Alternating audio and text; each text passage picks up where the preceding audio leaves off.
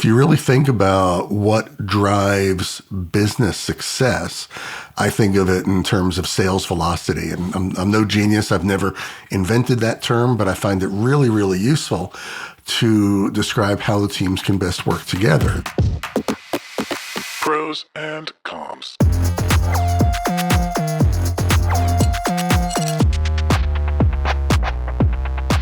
Welcome to Prose Comms, Engagement Unplugged. I'm Laura Smith. And I'm Brian Rowley. And before we get started, we want to start with just a happy new year to everybody, wishing everyone an awesome 2026. We had a great 2025, so now there's so much lies ahead for Prose and Comms and just business in general. So we're going to kick off this year with a very fun and very engaging topic. As marketing professionals, we've all experienced the oftentimes quote-unquote dysfunctional relationship between sales and marketing. Some organizations manage to achieve synchronization between the two, while others can't break through the silos.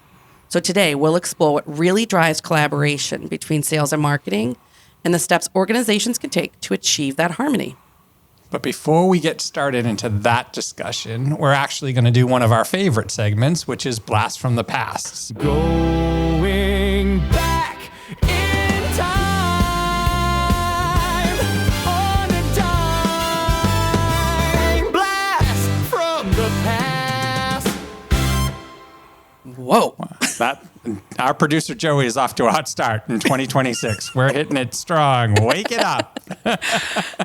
So, Laura, on Blast from the Past, what was one of your first big interactions with sales early on in your career? So I primarily started in my career in agency and like consulting work from a marketing perspective. So I didn't really have a lot of sales interaction. But one of my earlier jobs in my career, so I was probably 25, so I was young, was in-house, where I played a role as leading up some marketing, some B2B and B2C marketing for an organization that was pretty well established in the industry that it was in. And I was young to basically be owning a lot of those responsibilities for marketing, but I partnered with the person that led sales. So he was very experienced in the industry, I've been doing it for a long time. I've been doing marketing for 4 or 5 years. So it was actually a really good partnership. I would say that in that time, though, it felt like a little more of the antiquated model of sales and marketing, where, sales kind of looked at marketing for true support only. But I would say that because we were such a small team, and then we had to go to trade shows together, for example, I had to turn my sales hat on because it was me and him behind the table, and I had to really kind of like sell as a marketer, even though that was maybe not what they were needing me to or asking me to do, but it was something I had to do in the moment. So I really got an understanding of what all sales really had to do, and trying to obviously use the marketing materials, speak the brand message, but then just really sell. And I realized that I really like the marketing side of it, don't like the sales side of it, but it was a good relationship. I would just say it felt like it was, if I'm looking back now, it still felt like an antiquated model where I don't know if I was looked at or viewed as the same kind of like responsibility or contribution to the revenue side as maybe him and his team were. Interesting.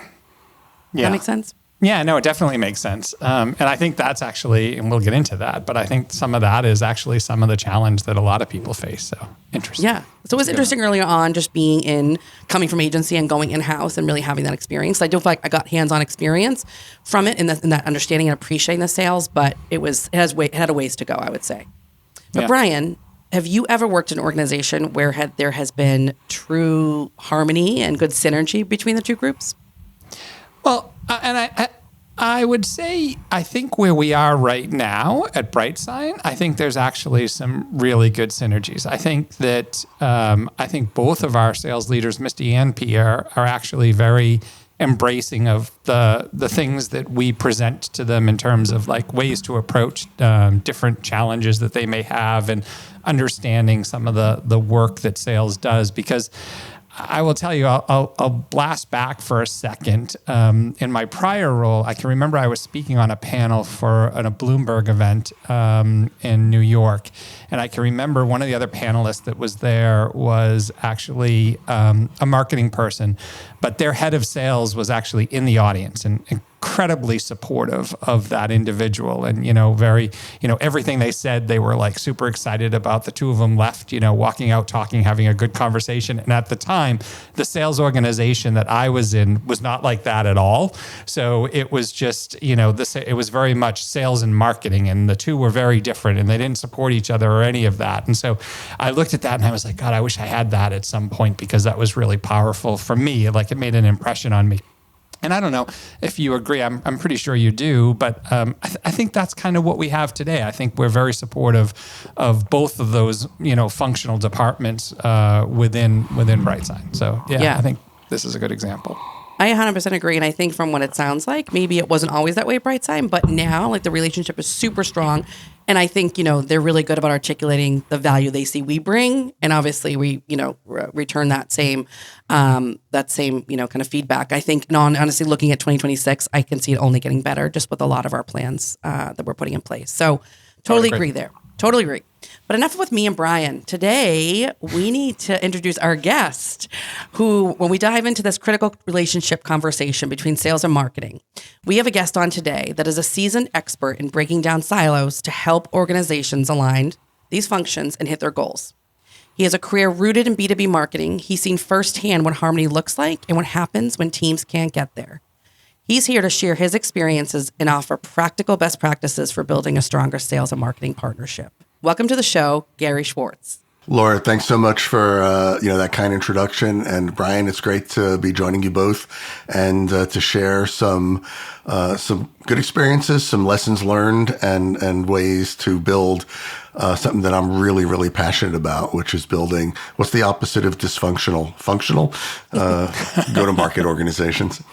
Yeah, well, welcome. We're incredibly excited to have you there. And I want to jump right in, and I want to jump in at a very foundational point, and that is to ask you, from your perspective, the question of why does sales and marketing tend to have such a dysfunctional relationship? And sort of what are some of the most common, I would say, misperceptions each of them has about each other? I know it's a twofold question, but I think let's start there, because I think that will help us set the framework for the rest of our conversation.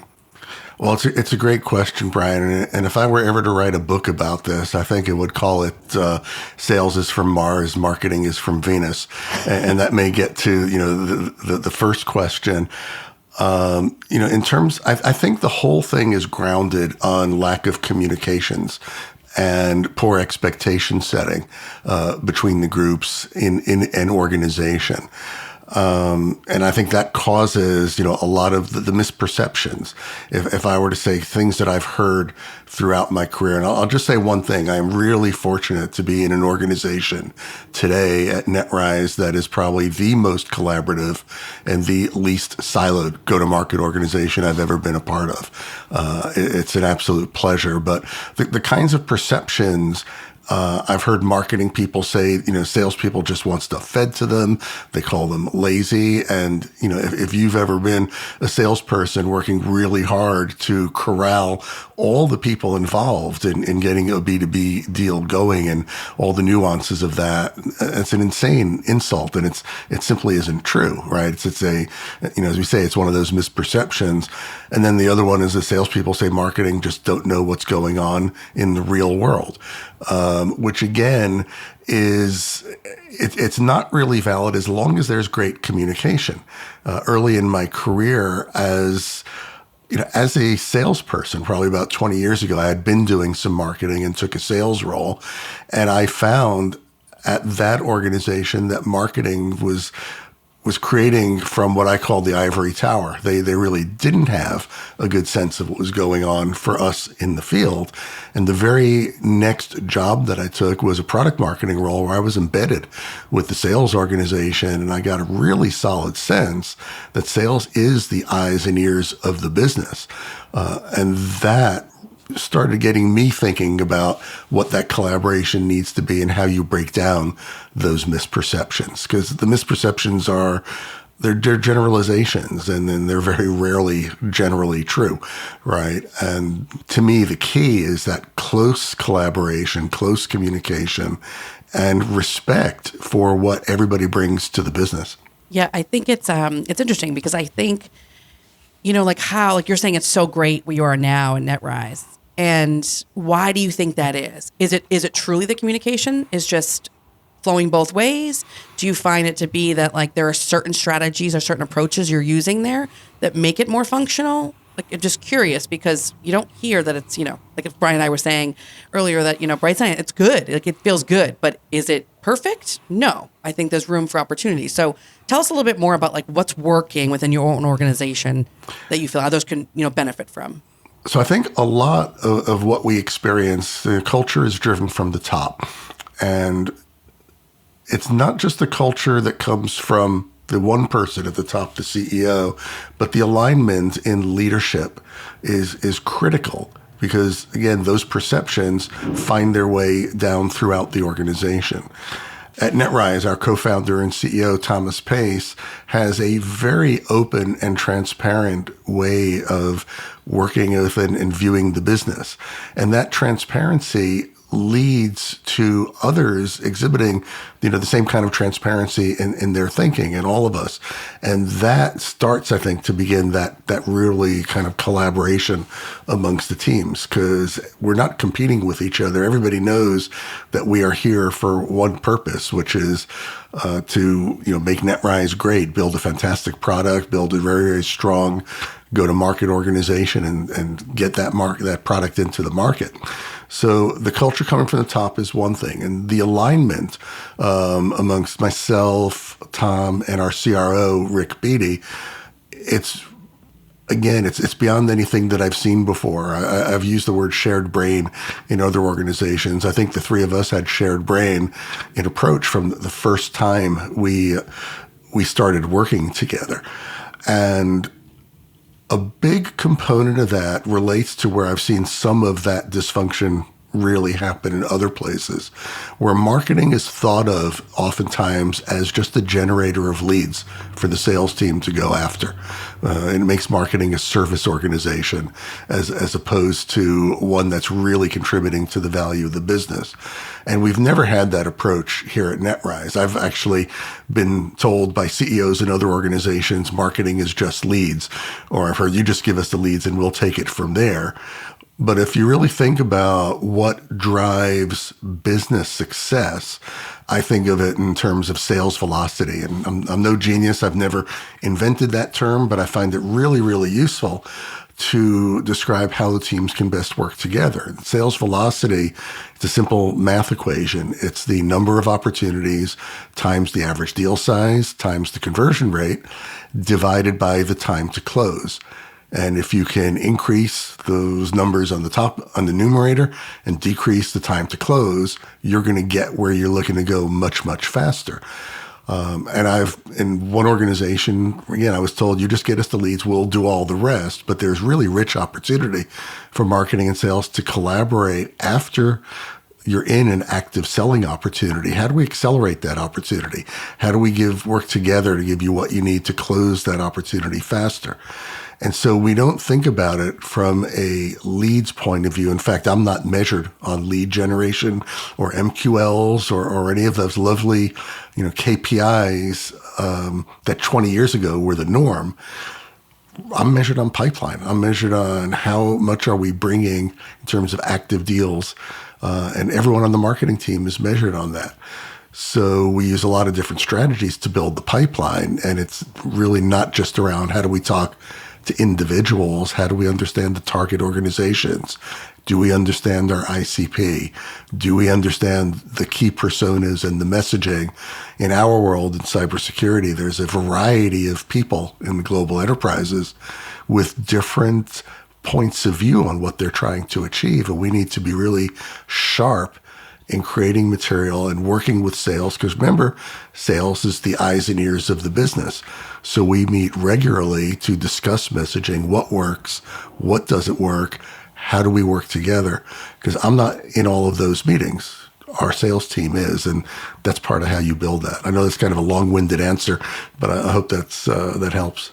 No, I think you touched on a couple of really good points. I mean, the shared brain concept is also a shared understanding, I think, of what each role entails.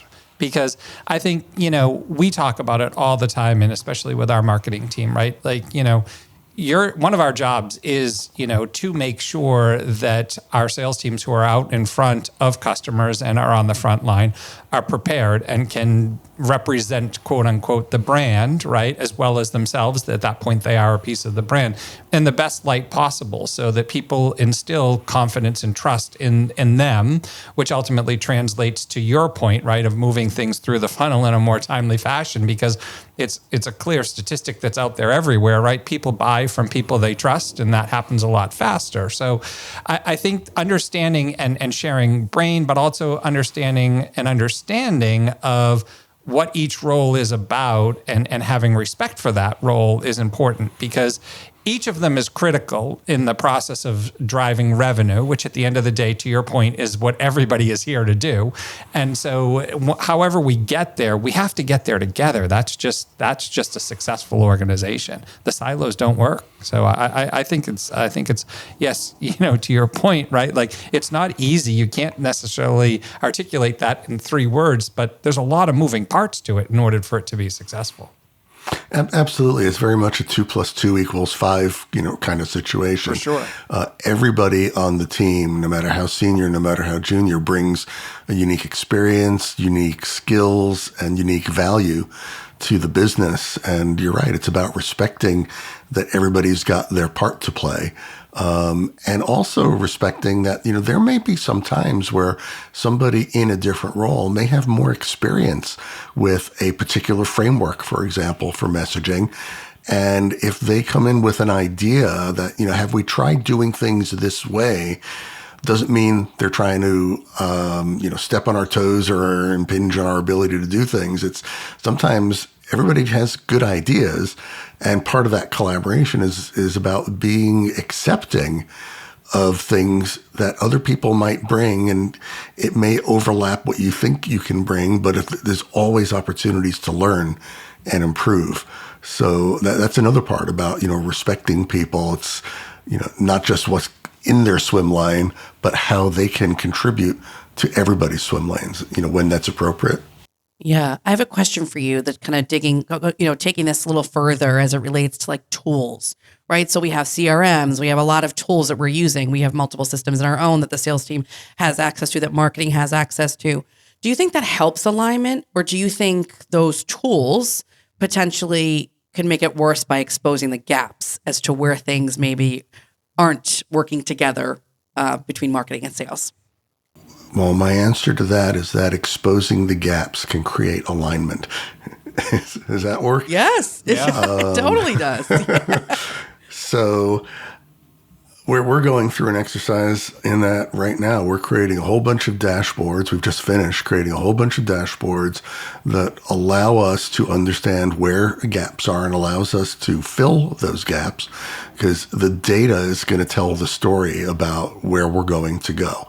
So having the tools, the CRM, the variety of tools in the tech stack to provide that information, not only about what's working, but about what's missing, that helps us understand, how do we get better? How do we create a clearer picture of what our pipeline looks like, what our conversion, because at the end of the day, not only is it important for us to just grow revenue, full stop, but our board, our investors want us to be predictable. They want us to be repeatable and scalable. And the only way for us to understand how to do that is with a very, very strong foundation in our data. If we don't have good data, we got nothing, because then we don't know where we're off and where we need to fix. Yeah, I think the opportunity side to that is very interesting, because I do think, it's funny, we say all the time internally, don't deceive ourselves. And that is actually being able to acknowledge the gaps that do exist, and then figure out, how do we fill those gaps, and who's responsible, and how do the teams work together to make that less of an issue. And it's an opportunity, right? It's an opportunity for us to improve. And again, at the end of the day, it gets us all to where we want to be, which is a revenue conversation. you've touched on pipeline a couple of times. And so I think, I know the answer to this, but I'd ask you to speak from, experience, because it sounds like you're in a really good spot now. But I think many of us see the pipeline ownership debate, right, that constantly comes about, right? One's responsible for it, the other's responsible for it. And some say that, the debate exists because there's, people are trying to avoid accountability. Is it real? Is pipeline ownership, is that a real thing, and that debate between who's responsible for it? Somewhat, it's real, and here's where it is. Think about what it takes to get a potential buyer engaged in a conversation with you. There's sort of like the general conventional wisdom says it's 37 touches, whatever that means. There's really good data from marketing automation company that indicates that 70% of the buyer's journey is done is completed before they speak to a vendor. And 84% of the time, the first vendor they contact is the one that's going to win the deal, which takes it almost completely out of the vendor's hands if you kind of take that to its extreme. Now let's figure there's 37 touches. So the challenge for us as a vendor is to build awareness amongst our buying audience and then to send information to them at the right time that they happen to be thinking about their solution. We just bought a new MarTech product last week, and the sales rep sent me an email. I actually looked this up because we were talking about this point. She sent an email to me in like the 10th of October. And I replied to her. I actually said, you actually hit me at the right time. I never reply to these cold outreaches, but I happen to be thinking about this. Let's start a conversation. And she won the deal.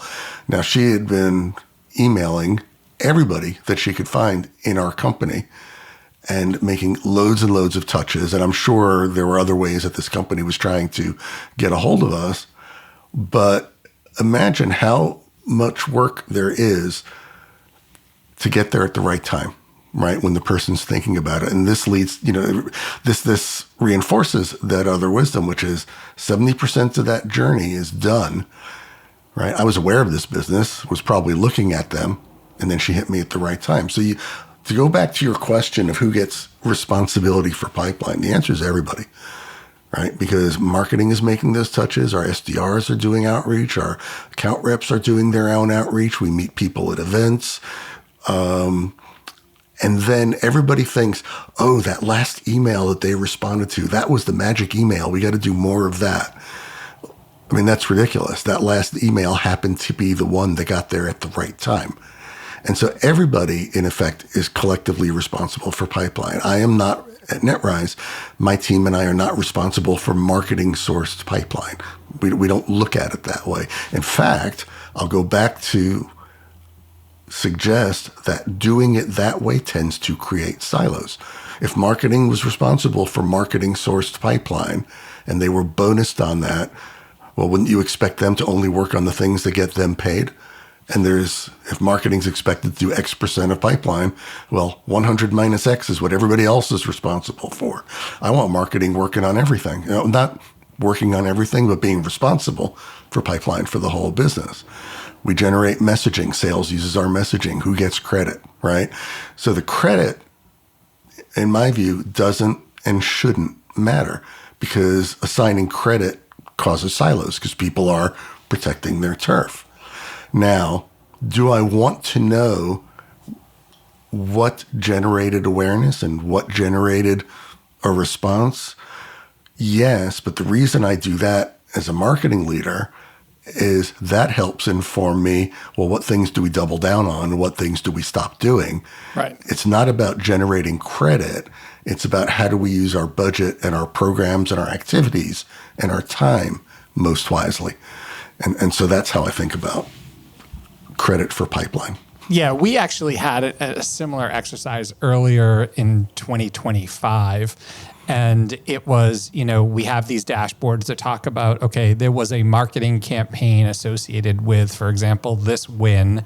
And as a result of that, we have X amount of revenue that came from that. And one of the things was, one of the leaders within our business had said, well, let's figure out who did that really, was that a marketing related activity or was it a sales related activity? And this is why I say that, and Laura and I both say that I think we're in a really good spot as well, because we came together with the sales leaders. And as a result of it, it was like, hey, why don't we just agree that without either one of us, the potential for that might not have happened, because there were emails that went out, there were events that people showed up at, there were individual emails that a sales rep may have done or engaged with or provided information.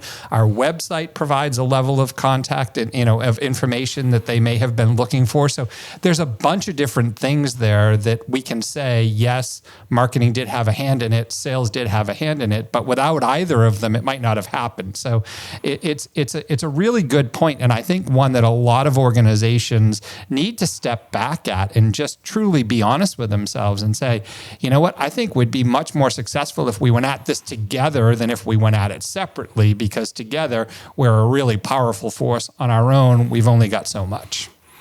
100%. 100%. It's everybody's in it together, and then we just measure individual activities to know which ones work and which ones don't work.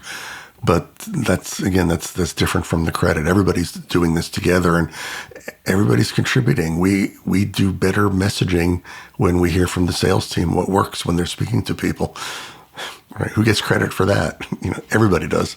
Right. I think it goes back to one of the points you made, though, in those stats, because they're very familiar to me as well. And we know that people are they don't want to be attacked by salespeople. They don't want those emails. They don't want, they want to do their own research. They want to understand something, be smart, then come to you when they're ready.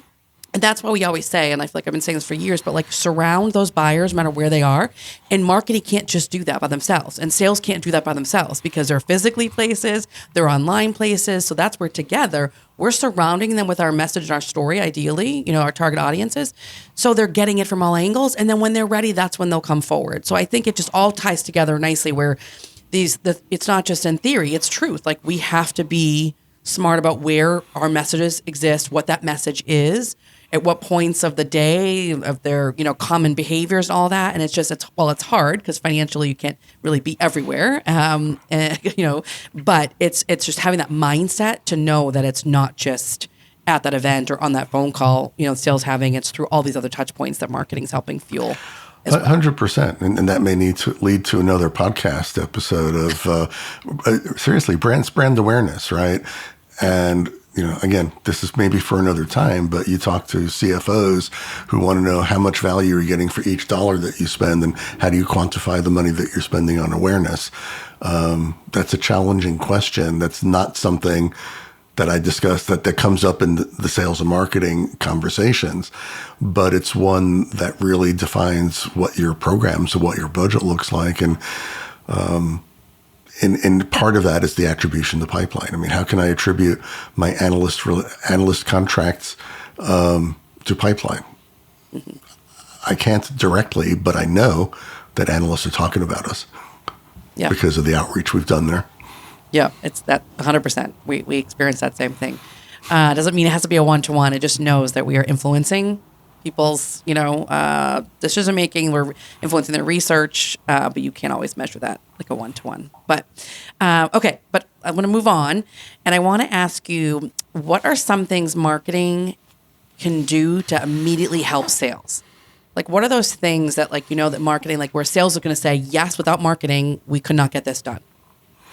Be responsive. That's probably the first thing. One of the most common complaints that I see, from marketing teams is we get thrashed by sales. They need all this stuff. At the end of the day, if sales is trying to close a deal and they've got a meeting and they need some material or they need some slides or they need some messaging and it's happening tomorrow, sometimes we kind of got to suck it up and do what we need to help our colleagues succeed, because that's how we all succeed together. At the end of the day, we are here to generate, maybe generate's the wrong word. We are here to help our sales team succeed. That is the goal.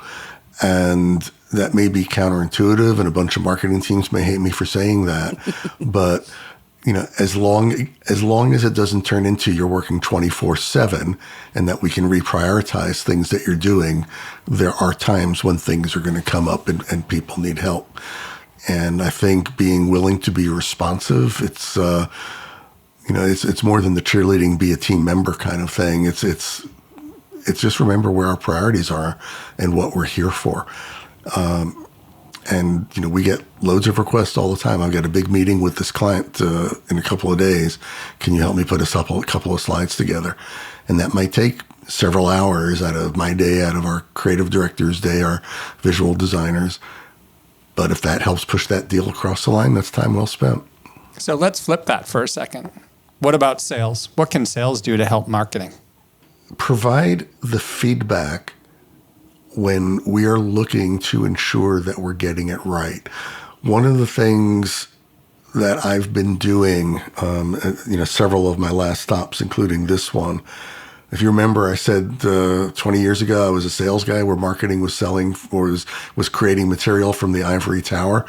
I don't want to be that ivory tower. And so what I and my team do is we'll create content, we'll write a blog, we'll write copy for a web page, we'll build some campaign material, we'll create a data sheet, and we will ask our sales team, does this match up to what you say and to what you hear? And getting that feedback from the sales team is invaluable. So again, it's part of that collaboration. We're all, we're expected to collaborate with our colleagues. We expect our colleagues to collaborate with us.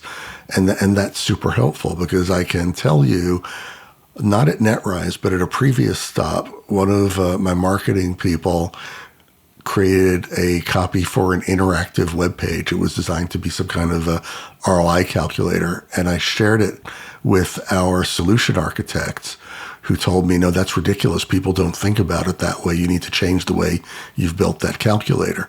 So we did what was suggested. And, it results in a couple of things. It's more buy-in from your colleagues when, you ask them to provide guidance on what you're creating. They're like, yeah, we helped with that. And they will help with others in their organization to do the same, to accept what's being, worked on together. And it gets us to a better place faster. So that's really important. That's something that I look for sales is when I'm asking for guidance. Just as when they're asking for whatever they're asking for, we both respond, fairly quickly to one another. Again, that's open communication, and that's collaboration. Those things are critical.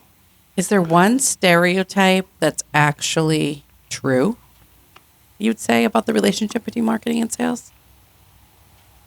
Or the roles of each? I don't know. I mean, I think the stereotypes that I mentioned earlier, I don't think those are true. I wouldn't say they're generally true simply because I've been in places, I'm in one now where that doesn't exist. So I wouldn't say that any of those stereotypes are generally true. You get the right people, the right teams, the right leadership, the right culture, you're going to crush it. Yeah, I think some of the stereotypes, like some that you brought up earlier around like laziness and those types of things, I mean, I think those could apply to either role, right? You've got lazy people in marketing, you've got lazy people in sales. Like, I mean, I think people can be lazy. People can be lazy, right? Like, so I think that's part of it. I think the other side to that, though, is I think the communication piece. I think a lot of the stereotypes that actually have this, that create some of the silos, is just because there's actually not enough communication between the two and a better understanding of what each role is. I have to be honest with you. I've done both roles. There's nothing worse than being in front of a customer and in a situation where you're not prepared. And I think anybody who supports a sales team who's ever been in that situation would do anything they can to make sure that they don't put someone else in that role, because it's an awful position to be in. And so I think we just have to, again, respect and understand it. And I think if teams do that, I think, a lot of the stereotypes that exist become non-existent. Yeah, that's exactly what I was, just talking about. And when marketing needs to be responsive, like when my sales guys need slides to be prepared for a meeting, and that meeting's tomorrow, well, we got to do it. We got to take care of them. Yeah. Well, I will tell you that this is great conversation, but Laura and I love to have a little fun on this podcast. Not that this conversation hasn't been fun up until this point, but we love to do something with our guests. It's a little segment that we call the hot seat. We know it's a bit scary. Won't you please indulge us, Gary? Hot seat. So I love it. yeah, Joey's. Hold on a second. Let's listen to that again. We know it's a bit scary. Won't you please indulge us, Gary? Hot seat. That's our producer, Nice one, Joey. on the banjo. Like, he's unbelievably talented. I love the work that he does. Love it. So in this segment, Gary, what we ask is for our guests to create a jingle similar to what Joey just produced. I'm just kidding.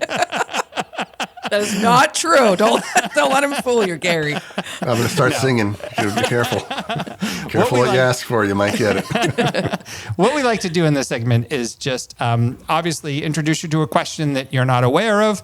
And we're actually going to ask you for a hot take today. And it's actually about, we've had the conversation about the marketing misperception sales teams have. And the question that we have is, what is the most off-based marketing request you've ever gotten from a sales team? One that made you instantly think, absolutely not.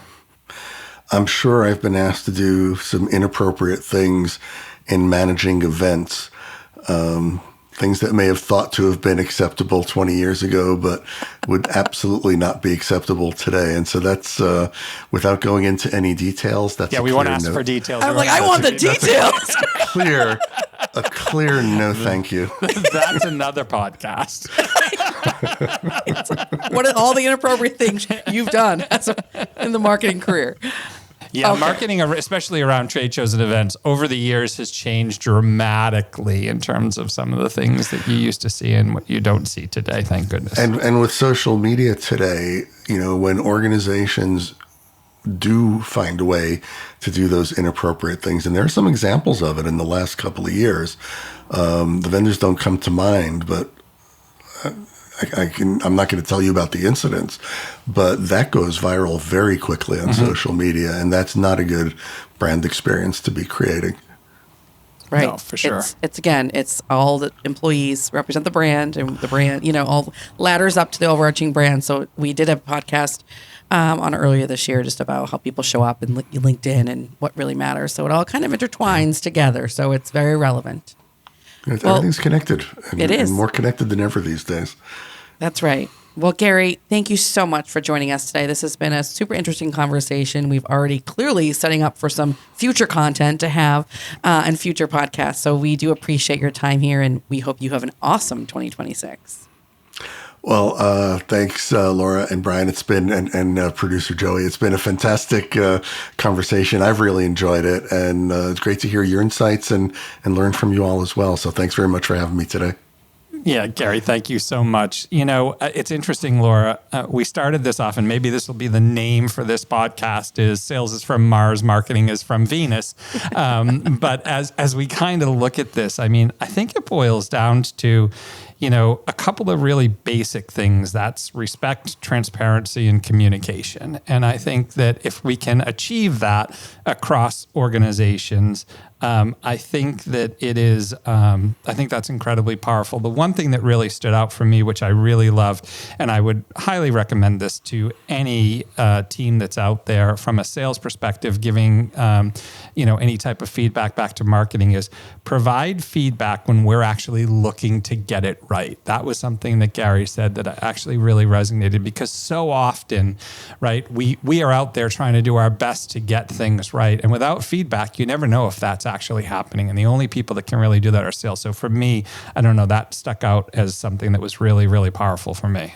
Well, you know what they say, feedback is a gift. Right, Feedback. Brian? I knew you'd tie a Bobism. Wow. First episode 2026, and we're already talking about Bobisms. All right, it worked. You set me up for that one. But I totally agree, because respect, I feel like, that like exists. Like, we can never say that doesn't. In our organization, hopefully in most organizations, but it's the transparency and communication. And I think as more and more Gary talked about that and how it is so functional within his organization, to me, I'm like, those are easy fixes. Like, we have good communication. We could have better communication. We have decent transparency. We can have better transparency. So for me, I'm like, that's like, I hate the saying, but low-hanging fruit, because we just need to have more of that open conversation, more of that dialogue, more of that like partnership in some of those, the creation of materials versus creating it and sending it and say, here it is. It's like, no, like put them in the process along the way. And sometimes we do that, and sometimes time isn't on our side. But I think those are two easy things to fix if an organization doesn't have them already, existing. So yes, super interesting. And I feel like we can take away some of that. So it was very helpful to learn from Gary. Agreed. Okay, well, thanks everyone for listening. And most importantly, if you liked what you heard today, be sure to follow us. If you want to hear more from Gary Schwartz, you can find him on LinkedIn.